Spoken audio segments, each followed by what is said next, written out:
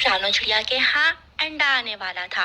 वो अपने अंडे से बच्चे के आने से पहले पहले अपना घोंसला बनाना चाहती थी। रानो चिड़िया दिन रात मेहनत कर रही थी। वो अपनी छोटी सी चोंच से तिनके इकट्ठे करती और उन्हें एक साथ बांध बांध कर मजबूत कर रही थी। पेड़ से दूसरी तरफ एक पीपल के पेड़ पर गोरी कवि अपना घोंसला बना रही थी। गोरी कवि भी अंडा देने वाली थी।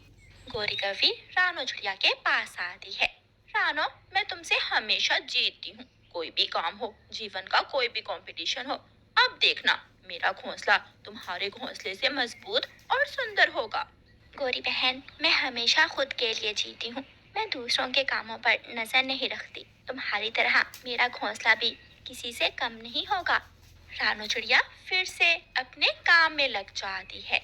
गोरी कवि झरने पर जाती है और वहां से कुछ फूल तोड़ती है। लंबी लंबी कुछ बेलें तोड़ती है और वापस आकर अपने घोंसले को फूलों और बेलों से सजाती है। रात हो जाती है। रानो चिड़िया खुले आसमान में अपने घोंसले में लेटी हुई सितारे देख रही थी। अब मुझे कोई चिंता नहीं। मेरा घोंसला भी बन गया और सारे काम खत्म हो गए। दूसरे दिन गोरी कवि अपनी बहन को बुलाती है और दोनों बहनें मिलकर रानो चिड़िया का खूब मजाक उड़ाती हैं। बहन बहन, देखो तो इस चिड़िया का घोंसला कितना बुरा लग रहा है। ना कोई फूल, ना कोई बेल। चिड़िया चिड़िया, मैंने तुमसे कहा था कि तुम किसी भी कंपटीशन में मुझसे नहीं जीत पाओगी। मैं हर काम में तुमसे आगे रहूंगी। चिड़िया गोरी कवि की बातों का जवाब कम ही दिया करती थी। 2 दिनों बाद चिड़िया भी एक सुंदर सा अंडा देती है और गोरी कवि भी। अब गोरी कवि को नई बात मिल गई थी। रानो चिड़िया, तुम मुझसे हारोगी। इस बार मेरे अंडे से बेटा निकलेगा और तेरे अंडे से बेटी। गोरी, ये कैसी हार जीत है? शायद तुम जानती नहीं हो, अब समाज में बेटे और बेटी में कोई फर्क नहीं है। गोरी कवि बहुत खुश थी।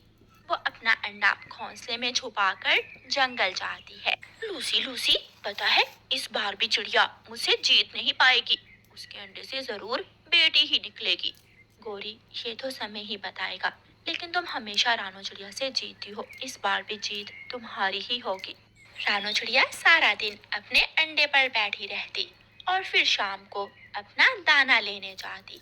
लेकिन गोरी कवि सारा सारा दिन घूमती फिरती मजे करती। रास्ते में चिड़िया को गोरी कवि मिलती है। गोरी, तुम्हारा अंडा धूप में था।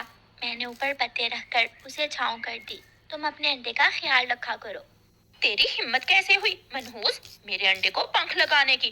खबरदार, आज के बाद मेरे अंडे की तरफ जो मैली आंख से देखा भी तो। मैंने तो नेकी की थी। ठीक है, आइंदा नहीं करूंगी। 7 दिन गुजर जाते हैं। तोता और कबूतर रानो चिड़िया के पास आते हैं। रानो चिड़िया, सुना है दूसरे जंगल में मीठे फल पक गए हैं। चलो मीठे फल खाने जाए। तोते भैया, नहीं, मैं अपना अंडा छोड़कर नहीं जा सकती। बेटी निकलेगी तेरे अंडे से बेटी। तू जो मर्जी कर ले। चल कबूतर और तोते, मैं तो जाऊंगी। कई दिन हो गए मैंने मीठा फल नहीं खाया। वो सब मीठा फल खाने चले जाते हैं। दोपहर के बाद बारिश शुरू हो जाती है। तोते और कबूतर, मैंने अपना अंडा खुले में ही छोड़ दिया। मेरा अंडा भीगकर खराब हो जाएगा। ये क्या किया मैंने? अब तो वापस जाना मुश्किल है। जब बारिश रुकेगी तो फिर ही हम वापस जा सकते हैं। चिड़िया तुम्हारे अंडे को देख लेगी। नहीं कबूतर, मैंने चिड़िया को सख्ती से मना किया हुआ है कि मेरे अंडे के पास मत आना। रानो चिड़िया अपने अंडे पर अपने पंख फैलाए बैठी हुई थी कि उसका ध्यान गोरी के अंडे पर जाता है। गोरी का अंडा भीगकर खराब हो जाएगा। मैं उसे उठाकर अपने घोंसले में ले आती हूँ। खबरदार, अगर मेरे अंडे के पास भी गई तो। फिर रानो चिड़िया को गोरी की बात याद आती है। लेकिन रानो चिड़िया फिर भी गोरी कवि का अंडा उठाकर अपने घोंसले में ले आती है और पंख फैलाकर दोनों अंडों को भीगने से बचाती है। शाम हो जाती है। तोते और कबूतर, बारिश तो रुक गई है, हमें जल्दी से जाना होगा। मुझे अपने अंडे की चिंता हो रही है। गोरी कवि अपने हिस्से के मीठे फल उठाती है। तोता और कबूतर भी अपने अपने मीठे फल उठा लेते हैं और वो सब वापस अपने अपने घरों को उड़ते हैं। अपने घोंसले में अंडा ना देखकर गौरी कवि परेशान हो जाती है। आपका अंडा मेरे पास घोंसले में है। अंडा भीग रहा था, इसलिए मैं अंडा उठाकर अपने घोंसले में ले आई। गौरी कवि चिड़िया के पास आती है। चिड़िया, मैं अपने अंडे को लेकर बहुत चिंतित थी। शुक्रिया मेरा अंडा यहाँ लाने के लिए। गौरी कवि अपना अंडा उठाकर ले जाती है। अंधेरा होने से पहले पहले मैं अपना दाना ले आती हूँ। रानो चिड़िया ये सोचकर उड़ती है। रानो, रानो कहाँ जा रही हो? मैं तो अपना दाना लेने जा रही हूँ। लो, ये मीठा फल ले लो, मेरे पास और भी दो हैं। नहीं नहीं, मैं सूखा दाना ही खा लूंगी। ऐसा ना हो कि मेरी वजह से आपको भूखी रहना पड़े। रानो चिड़िया जाती है और हर रोज की तरह जमीन से गेहूं के सूखे दाने ढूंढकर खा लेती है और नदी से पानी पीकर अपना पेट भरती है।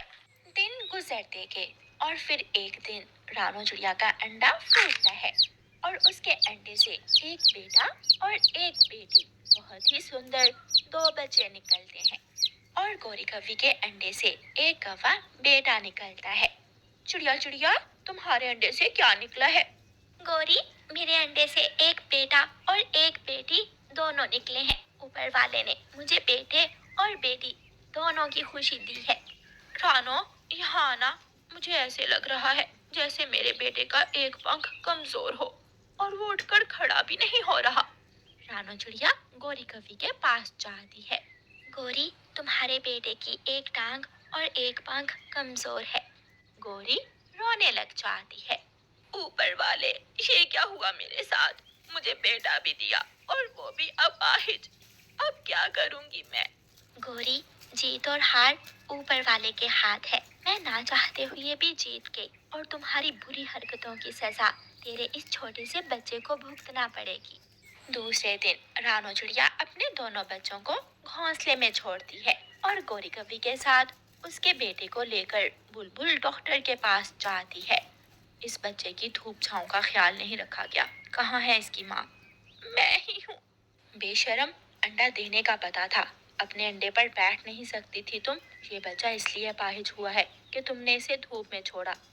जब देर तक अंडे पर धूप पड़ी तो अंडे में बच्चे का पंख सूख गया। बुलबुल बहन, जो हुआ सो हुआ। अब इस बच्चे का इलाज शुरू करें। माफ करना चिड़िया, ये बच्चा ना तो कभी उड़ पाएगा और ना ही कभी घोंसले से बाहर जा पाएगा। गौरी कवि रोने लग जाती है क्योंकि उसकी वजह से ही उसका बेटा अपाहिज हो गया था। वो हार चुकी थी और कमजोर छोटी चिड़िया जीत चुकी थी। प्यारे दोस्तों, इस कहानी को लाइक, अपने दोस्तों के साथ शेयर और चैनल को सब्सक्राइब करना बिल्कुल मत भूलें। धन्यवाद।